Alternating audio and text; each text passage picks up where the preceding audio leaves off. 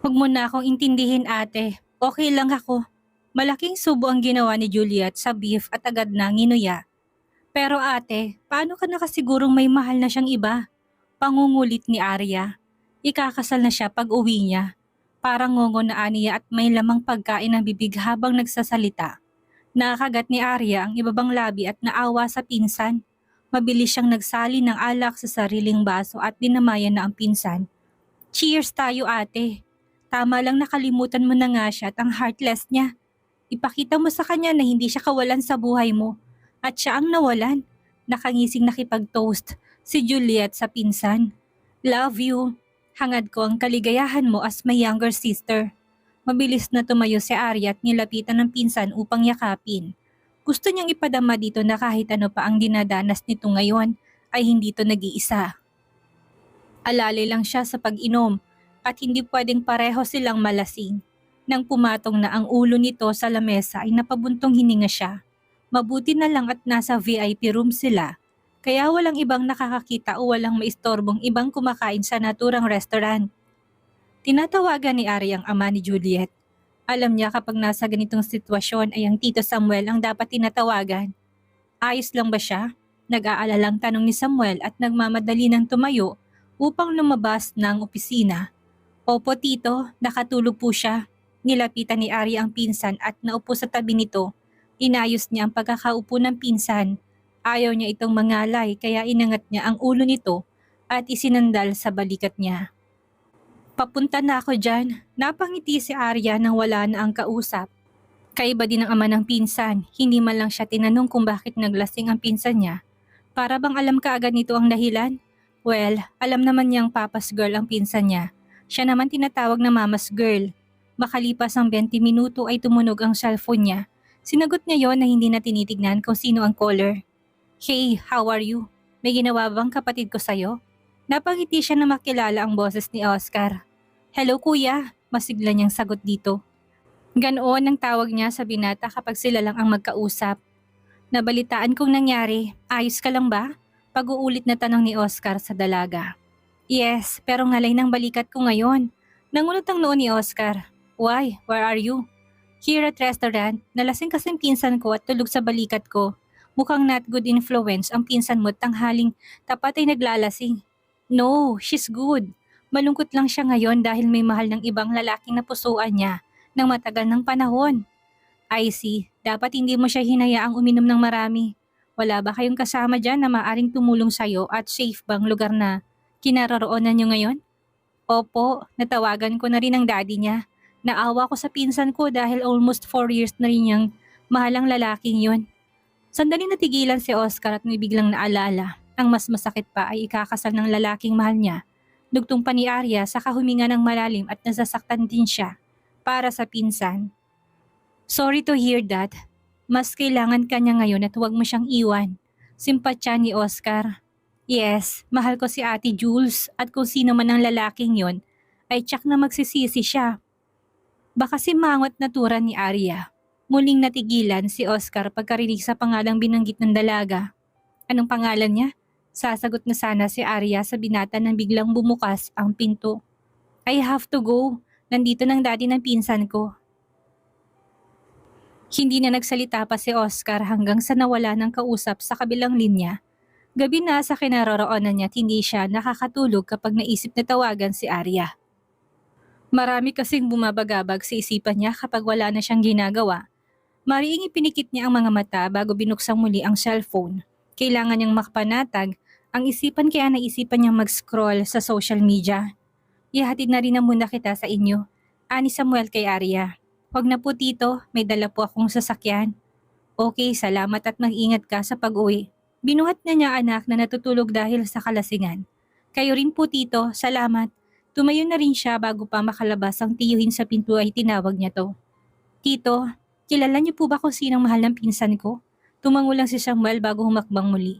Tinawagan niya ang family driver nila upang ipakuha ang sasakyan ni Juliet na maiwan sa restaurant. Iniwan na lang niya ang susi sa guard at ibinilin kung sinong kukuha mamaya. Nagkibit-balikat na lang si Ari at sumunod sa dalawa na lumabas na ng restaurant. Halatang ayaw pag-usapan ng ama ng pinsan ang tungkol sa lalaking nanakit sa damdamin ng anak nito. Nagulat si Gigi nang biglang pumarada ang sasakyan ng kaibigan sa harap ng bahay nila. Kilala niya yon lalo nang nagmamaneho dahil yun din ang sumundo sa kanila ni Juliet noon sa resort at tinatid din sa dito sa bahay. Ma'am, magandang tanghali po. Magalang na bati ng driver kay Gigi. Ikaw talaga kuya, huwag ka na mag-ma'am sa akin at hindi ako teacher. Napakamot sa bato kang driver at napangiti. Pasensya na miss kung biglaan ang pagpunta ko rito. Biglang nagtwinkle ang mga mata ni Gigi at kinilig. Gwapong lalaki at makisig. Tansya niya'y nasa edad 25 lamang ang binata. Gusto niyang itanong sa binata kung may labing hapon ba ito at ang hali pa lang ay nanliligaw na. Inutusan po ako ni Sir Samuel na sunduin ka upang samahan na muna sa Senyorita Juliet dahil kailangan niya ng kausap na kaibigan. Napahiya si Gigi sa sarili nang marinig ang dahilan ng lalaki kung bakit ito naroon, pero bigla rin siyang nag-alala para sa kaibigan. May nangyari ba sa kanya? Hindi ko po alam pero sa isang hotel siya dinala ni Sir at doon daw muna magpapalipas ng gabi, kaya naisip na kung pwede mong samahan. Sandali kuya, magpapaalam lang po ako sa Mother Earth ko at magbibihis na rin. Patakbo nang bumalik sa bahay si Gigi na hindi naman kalayuan mula sa kinaparadahan ng binata. Pero natigilan siya sa bungad ng pinto at nilingon ang lalaki. Sorry, pasok po muna kayo kuya at uminom ng tubig. Pinaunlakan na lang ni Joshua ang dalaga. Ipinakilala siya ng dalaga sa ina nito at binigyan ng malamig na tubig at saka soda bago pumanhik sa silid. Nagbihis lang si Gigi ng damit at nagbaon ng isang bihisan. Nag-alala siya sa kaibigan at mukhang malaki ang problema. Nakilala na siya ng parents ng kaibigan dahil minsan na siyang isinama sa mansyon ng mga ito. Sobrang bait nga ng mga ito katulad ng kaibigan niya. Pagkalabas niya ng silid ay tama lang din tapos na magmeryenda si Joshua. Pinayagan naman siya ng ina at kilala na nito si Juliet. Pagdating nila sa hotel room ay naroon ang ama ni Juliet at natutulog ang kaibigan niya. Good afternoon po sir. Tito na ang itawag mo sa akin iha. Nahiya pa rin siyang tawaging ganoon ng Ginoo. Pasensya na sa abala iha. Hindi ko maaaring iuwi siya sa ganyang kalagayan at mag-aalala ang asawa ko. Kung maaari ay samahan mo na muna siya dito.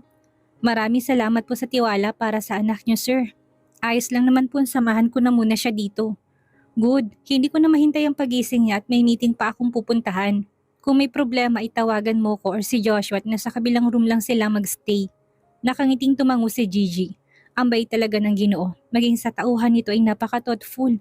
Ang ina niyan ay sasakyan lang patulugin habang naghihintay sa amo. Nang wala ng ama ng kaibigan, nilapitan niya ito. Kahit tulog ang kaibigan ay halatang malungkot ito. First time niyang makitang nagpakalasing ng husto ang kaibigan. Sa resort naman kasi, hindi ito umiinom ng marami. Kinuhanan niya ito ng larawan habang natutulog kasama siya at nilagay sa My Day. Wala pang isang minuto ay may natanggap na kaagad siyang message. Why she looks sad? Napairap si Gigi nang mabasang message mula sa taong kinaiinisan. Mukhang account niya sa social media na lang ang binantayan nito kapag walang ginagawa. Sa inis niya ay nag-reply siya dito ng hindi maganda bago block.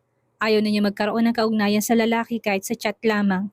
Napangisi siya pagka-screen lock sa cellphone niya. Tama lang ang ginawa niya bilang ganti dito. Nagising si Juliet na masakit ang ulo. Napapalikwas pa siya ng bangon nang makitang ibang silid ang kinaroroonan niya. Napahawak siya sa ulo at inalala kung bakit siya naroon. Nang maalalang pinsan ay mabilis niyang inilibot ang tingin sa paligid. Gising ka na pala, agad siyang napatingin sa bumukas na banyo nang marinig ang tinig ni Gigi. Nagtatakang tumingin siya sa kaibigan at kung bakit ito ang kasama sa halip na si Arya. Kinuha ka ng daddy mo sa restaurant kanina at sinundo ako sa bahay para masamahan ka dito. Ngumiti si Gigi sa kaibigan at nilapitan to. Sinalat niya rin ang noon nito at baka may lagnat.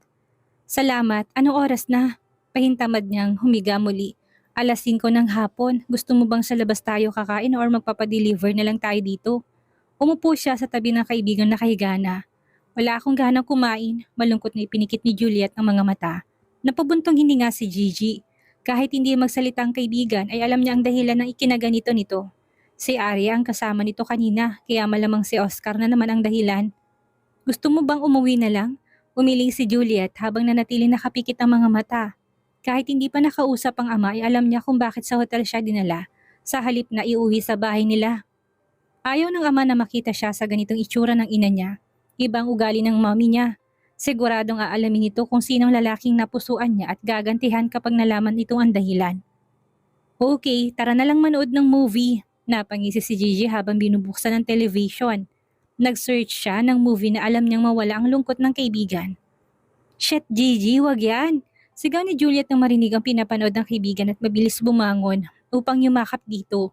Tawa ng tawa si Gigi at hindi makuha na kaibigan ng remote upang patayin ang television dahil nilayo niya yon. Takot itong manood ng horror movie, lalo na kapag may multo ay gumagapang at mahaba ang buhok. Hindi rin ito makatayo upang i-off ang TV dahil takot na umalis sa pagkakayakap sa kanya. Oo na, mamamasyal na tayo. Good girl, tayo nang tumayo. Bumaba si Gigi sa kama habang akay ang kaibigan nakasiksik sa tagiliran niya at higpit ng hawak sa braso niya. Sa kanya pa in-off ang television gamit ang remote na dampot sa sofa nang makalabas na ng silid si Juliet. Inirapan ni Juliet ang kaibigan nang lumapit to sa kanya. Ngunit tinawanan lang siya at inakbayan. Let's go, ngayon lang ako nakapasok sa lugar na to kaya ipasyal mo ko. Excited na ani ni Gigi at tumalon-talon pa na parang bata habang naglalakad. Kahit papaano ay nalibang na si Juliet dahil sa kakulitan ng kaibigan. Nabawasan ng lungkot na nadarama at sandaling nakalimutan ang dahilan kung bakit siya naglasing kanina. Araw ng pasukan sa school, sinikap ni Juliet ang mag-focus sa pag-aaral. Ngunit sadyang may tao talagang sumisira sa araw niya. Hi Juliet, nakangiting bati ni Dylan sa dalaga. Tinasa niya ng kilay ang binata. Anong kailangan mo? Luke, gusto ko lang sanang bumawi sa kasalanang nagawa namin sa'yo. Mapagkumbabang tura ni Dylan. Hindi na kailangan at huwag ka na mag-abala pa dahil ayaw kitang maging kaibigan. Parangka na niya ang binata. Inunahan na niya at alam niyang ito ang nais ng huli. Alam kong malabong maging magkaibigan tayo pero sana hayaan mo ko makalapit sa'yo. Pamimilit ni Dylan sa dalaga. Wala akong oras sa kung ano man yung binabalak mo. Mas mabuti pang mag-focus ka sa pag-aaral. Pagkasabi noon ay tinalikuran na niyang binata at tinahakang daan patungo sa building department na pinapasukan. Inis na sinundan ng tingin ni Dylan ang papalayong dalaga, kung hindi lang dahil sa mainungka niyang susuyuin ng babae. Hindi pa rin niya napapatawad to sa ginawa sa kanila ni Jeric. Ano bang binabalak mo sa babaeng yan at nagsosolo ka ng lakad? Gulat nilingon ni Dylan ang kaibigan na siyang nagsalita. Hindi niya alam na nasundan siya nito. Sa kapansin ko, parang iniiwasan mo na ako. Iniisip mo rin bang bakla ako? Tumalim ang tingin ni Jerry kay Dylan. Sorry bro, pero nagkamali ka ng iniisip. Hindi ko rin alam kung bakit gusto ni Daddy na makuha ang loob ng babaeng yon at ligawan ko. Umiiwas ako sa iyo upang ipakita sa babaeng yon na seryoso ako sa kanya. Paliwanag ni Dylan. Napangisi si Jerry. Hindi naman pala siya dapat magalit sa kaibigan. Suportahan kita sa bagay na yan at tulungan. Alalahanin mo pareho tayong ginago ng babaeng yon dahil sa kanya hindi na ako binigyan ng chance ni Arya na mapalapit sa puso niya. Nangalit ang bagang ni Jeric at dumoble ang galit na nadarama para kay Juliet. Gumisi na rin si Dylan. Kaya wag na muna tayong mag-usap in public. Mahinang suntok sa balikat ng kaibigan ang ginawa ni Jeric bago walang salitang iniwan na ito. Pagkatalikod ay humulma ang kakaibang ngiti sa labi niya. Sa naisip ay makakaganti na siya kay Juliet na iba ang mapagbintangan. Sinong demonyo na naman na nakasalubong mo't ganyan ang aura ng mukha mo? Birong bati ni Gigi sa kaibigan. Nauna siyang pumasok sa school at sa classroom na ito hinihintay. Kanina ka pa? Sa halip ay tanong din ni Juliet sa kaibigan at tumabi ito dito na upo. 5 minutes ago. Hi Juliet, maarting bati ni Rose sa dating kaibigan. Parehong tumikwas ang kilay nila Gigi at Juliet habang nakatingin kay Rose. Hindi pinansin ni Rose si Gigi at ngumiti siya kay Juliet. Imbitahan sana kita sa linggo't birthday ko. Alam ni Juliet na totoong birthday niyang huli. Noong okay pa sila ay talagang imbitado sila ni Gigi. Ngunit ramdam niyang ayos sa kanya ng ina nito dahil anak pang hirap lamang. Gusto ng parents nito ay mayayaman ang magiging kaibigan ni Rose. Ikaw rin, pumunta ka. Parang napilitang imbita ni Rose kay Gigi.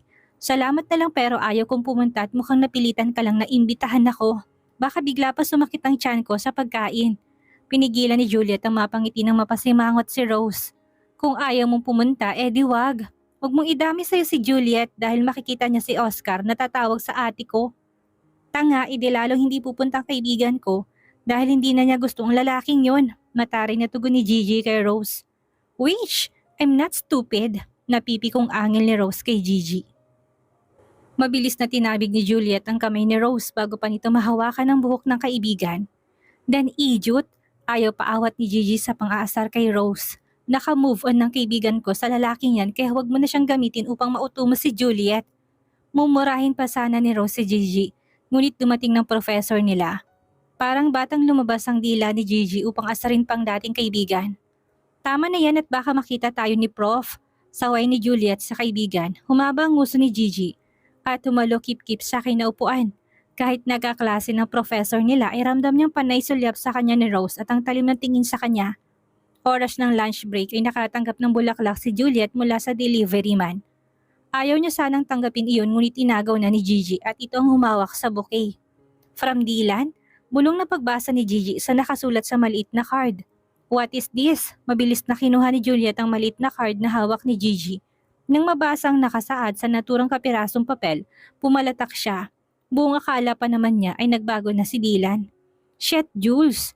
Bakit may ganito? Manghang tanong ni Gigi nang makitang larawang kalakip ng bulaklak. Nasisiraan na sila ng bait, naiiling natura ni Juliet. Binasa ni Gigi ang nasa maliit na card. Kapag hindi mo ko sinagot ay kakalat kung tungkol sa pagkakaroon mo na sugar daddy. Natatawang pinagmasdan ni Juliet ang nasa larawan. Mukha ngang sugar daddy niya ang kayakap kung walang alam sa pagkatao niya. Shit, ibang abogado ang nasa picture na yan? Tanong ni Gigi sa kaibigan habang turong larawan. Yes, ang gago at ang akala magamit nito laban sa akin. Natatawang tugon ni Juliet. Paano kung ikalat niya to? Baka may makatukla sa tunay mong pagkatao or husgahan ka. Nabahala si Gigi para sa kaibigan. Huwag ka mag-alala at siguradong hindi niya ilalabas ito at panakot lamang niya sa akin. Bumuntong hininga si Gigi at tumango. Maglalakad na sana sila palabas ng kantin nang makasalubong nila si Jeric, kasamang mayayabang na barkada nito. Hindi gusto ni Gigi ang paraan ng tingin ng mga ito kay Juliet na para bang maduming babae ang kaibigan niya. Hi Jules, may pera rin ako. Pwede ka ba kahit isang gabi lang? Nakangising tanong ng isa sa kaibigan ni Jeric. Dude, wag mong unahan si Jeric. Tumatawang sita ng isa pa sa unang nagsalita. Pinigilan ni Juliet ang kaibigan ng tangkang ipagtanggol siya. Gusto niyang makita kung ano ba ang gustong mangyari ni Jeric. Hindi ako mag-aaksaya ng pera sa isang tulad niyang pinagsasawaan ng katawan ng matanda. Nang iinsultong tugon ni Jeric sa mga kaibigan at pailalim na tinignan ang dalaga. Ang yabang mo ah, at anong pinagsasabi mong pinagsasawaan ng kaibigan ko na isang matanda? Galit na duro ni Gigi kay Jeric. Hindi ba? May nagpasa sa akin ng larawan mo kasamang matandang kalaguyang matanda. Kapag kumalat yun, itsak na makakarating sa asawa niya. Nakangising panakot ni Jeric sa dalaga. Hindi napigilan ni Gigi na huwag matawa. Natatawa siya sa pinagsasabi ni Jeric at ang seryoso pa nito. Pinigilan ni Juliet ang tumawa. Bumalatak na lang siya sa isipan at hindi makapaniwalang tingin ang pinukul kay Jeric. Umangat ang isang sulok ng labi ni Jeric at naiinis sa tawa ni Gigi. Go ahead, pero wag mo akong sisisihin kung kumalat din ang larawan mo nakipag-shut up. Nalilisik ang mga matang angil ni Jeric kay Juliet. You witch? Sinasabi ko na nga ba't ikaw ang may kagagawan nun kaya meron kang hawak na larawan? Duro pa niya sa dalaga. Tumawa si Juliet, pero walang tunog. May ebidensya ka? Nakangising tanong niya kay Jeric. You witch? Ididimanda kita kapag nilabas mo ang hindi niya maituloy ang sasabihin na mapansing nakatingin na lahat ng naroon sa kanya. Alin ang ilalabas ko? Nakangising tanong ni Juliet. Alam niyang hindi kayang sabihin ng lalaki at malaking kahihiyan yun sa kanya. Huwag akong subukan mo at baka wala akong tinatagong tulad mo. Ha? Magaling kang magpanggap kaya ayaw sa'yo ng kapatid ko. Nangiinsultong angil ni Jeric dito. Who cares? Huwag mo akong pagtawanan dahil alam natin parehong ganon ka rin ngayon. Huwag kang magmalinis dahil mas nakakaawa ka sa ating dalawa. Nangaasar niyang tugon kay Jeric. Galit na sinugod ni Jeric ang dalaga, ngunit mabilis na pinigilan to ng dalawang kaibigan. Pare, babae yan. Which, itong tatandaan mo, kahit na magustuhan ka pa ng bastardo kong kapatid, ay hindi ka matatanggap ng pamilya namin. Duro ni Jeric kay Juliet bago galit na tumalikod. Bakla ka naman, natatawang pahabol ni Gigi kay Jeric. Ngunit mukhang hindi na narinig at nakalabasan ng kantin ng mga to. Gigi, bakit tinawag mong bakla si Jeric? Hindi na nakatiis sa tanong ni Rose na kanina pa nanonood sa iringan ng mga ito sa kalalakihan. Chismosa, inirapan ni Gigi si Rose at tinila na sa kamay ang kaibigan upang lumabas na rin ng kantin. Juliet, sabay na napabuga ng hangin sa bibig sina Gigi at Juliet nang makasalubong naman sa hallway ay si Dylan. Flower for you? Nang kangiting inabot ni Dylan ng isang tangkay ng bulaklak kay Juliet. Ha? Naiwan ba yan sa ibinigay mong flower kanina? Sarkastikong tanong ni Gigi sa lalaki. Napatingin si Juliet sa hawak na rose ni Dylan at sa bulaklak na bitbit pa pala na kaibigan. What do you mean? Nagtatakang tanong ni Dylan. Wala pa akong binibigay ng bulaklak kay Juliet. Napatingin si Gigi sa hawak na bulaklak. Ha? Magdinig ka na ngayon dahil alam mong hindi umepekto ang pang-blackmail mo sa kaibigan ko. Sa'yo na yan. Pabato niyang ibinalik sa lalaki isang bungkus ng bulaklak. Maagap na nasalo ni Dylan ang bulaklak. Nang mahulog ang card ay napatingin siya doon at may kasamang larawan. Mabilis na dinampot ni Juliet ang larawan bago pa yun makuha ng lalaki. Ang akala mo ba ay magagamit mo to sa akin? Nangunot ang noo ni Dylan at naguluhan sa mga pinagsasabi ng dalawa. Pagtingin niya sa larawan ay lalo siyang nagtaka. Hindi ako nagbigay sa'yo ng bulaklak na ito. Ikaw man o hindi, stay away from me. Hindi ang isang tulad mo ang gugustuhin kong lalaki. Malamig na tugon ni Juliet sa lalaki at tinilikuran na to. Naikuyom ni Dylan ng kaliwang kamay bago dinampot ang maliit na card na kasama ng larawang nahulog kanina. Nang makitang nakasulat doon, inaikuyom na rin niya ang kanyang palad. Mukhang siya ang kinasangkapan para lang makaganti kay Juliet at isang tao lang maaring gumawa nito. Si Jeric lang ang kasama niya ng araw na iyon na maaring makakita kay Juliet kasama abogado na yon. You asshole. Sa lahat ng maaring gumago sa akin na ikaw pa, galit niyang kausap sa sarili at kung kaharap lang ang kaibigan, ay nasuntok na niya sa mata. Hindi natapos ang araw na yon ay nabalitaan ni Juliet ang gulong nangyari sa kabilang department. Gusto niyang matawa at ang mga kaibigang parehong may atraso sa kanya ang sangkot at nagsuntukan. Malala daw ang nangyari kay Jeric at dinala sa ospital. Pagbabalita ni Gigi sa kaibigan habang naglalakad sila papuntang gate at pauwi na. He deserve it. Kasalanan niya dahil sobra siyang greedy na makaganti sa akin. Tama ka, sang-ayon ni Gigi sa sinabi ng kaibigan. Si Dylan pang kinalaban, anak ng pulis yun. Kaya maraming alam sa self-defense. May pupuntahan ka pa bang iba? Pag-iiba na ni Juliet sa paksa. Uuwi na rin, ikaw? Isinasama ako ni Arya sa ospital. Ngumisi si Gigi at hindi na nagtanong sa kaibigan. Ingat at kung kailangan mo ng kausap, tawagan mo lang ako. Nakangiting tumangus si Juliet sa kaibigan. Ihahatid na kita sa inyo. Pumayag na si Gigi dahil one way ang daan tatahakin na kaibigan. Pero motorcycle ang dalang sasakyan nito kapag pumapasok sa halip na kotse. Ang low-key talaga na kaibigan niya. Kung alam lang ng lahat ay baka mas maraming lalaki magkandara pa dito at makipagkaibigan ding babae. Ang swerte niya, siya lang ang pinagkatiwalaan nito. Gigi, sa akin ka na sumabay at mangangalay panghita mo dyan. Tawag ni Rose mula sa loob ng kotseng tumigil sa tabi ng motor ni Juliet. Salamat pero mas safe ako dito kay Juliet. Ngumiti pa si Gigi sa dating kaibigan. Psst, ang cheap mo talaga kahit sa pagpili ng kaibigan. Inis na umirap si Rose kay Gigi. At mabilis nang pinaarangkada ang minamanehong sasakyan. Ang yabang, napaubo pa si Gigi dahil sinadya pa ni Rose na magpabuga ng sasakyan nito nang malakas na hangin ang tambutso ng sasakyan kaya maraming alikabok. Tara na at huwag na siyang pansinin. Pinaandar na ni Juliet ang motorcycle niyang brand new at hindi naman pahuli sa uso. Mabilis na yumakap sa bewang na kaibigan si Gigi. Pagkaupo sa likuran, hindi pa sila nakalayo sa paaralan ay traffic na agad. Pero dahil motorcycle ang sinasakyan ay nakalusot kahit saan. Natawa sila ng kaibigan nang tumapat sila sa kotse ni Rose. Inisat ang sama ng tingin ni Rose sa dalawa. Nang mauna sa daan, nangaasar pa si Gigi at lumingon sa kanya habang nakangisi. Nahampas na tuloy ang manibela at umingay ang busina. Nag-enjoy si Juliet sa rides nila na kaibigan. Pagkahatid sa kaibigan ay dumiretso niya siya sa ospital. Naroon ang pinsan at alam niya kung saan ang silid ng pasyenteng ginadalaw nito at inaalagaan. Ate, good news! Masayang salubong ni Arya sa pinsan mula sa labas ng silid. Nakakahawa ang saya ng pinsan kaya kahit hindi pa alam ang balita ay napangiti na rin siya.